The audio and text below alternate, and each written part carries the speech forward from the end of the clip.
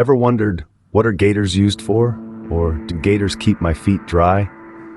Perhaps you've just purchased a pair and are curious, how do I properly put on gaiters?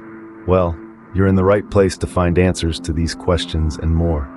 Gaiters, while not rocket science, aren't as straightforward as you might initially think. They offer a variety of uses, from protecting your trousers and legs from the elements, to preventing insect bites, and even helping to keep your feet dry. But how do you wear them correctly to maximize their benefits? First, it's vital to determine the right side. The buckle or Velcro that attaches the strap going under the boot should be on the outside of each foot. This positioning prevents you from kicking against the buckles with your shoes or opening the Velcro with your other leg when walking.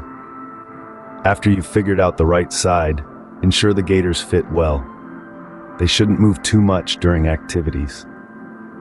Tighten the top part of the gaiter to keep it in place, and after about half an hour, adjust them based on your comfort level.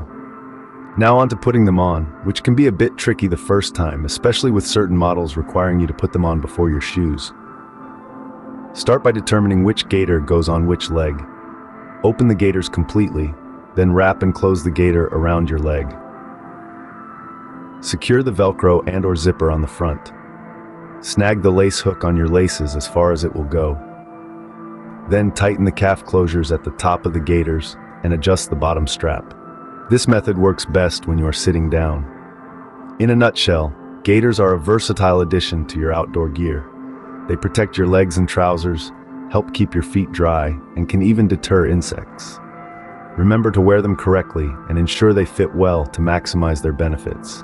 Whether you're a seasoned outdoor enthusiast or a newbie, gaiters can surely enhance your outdoor experience.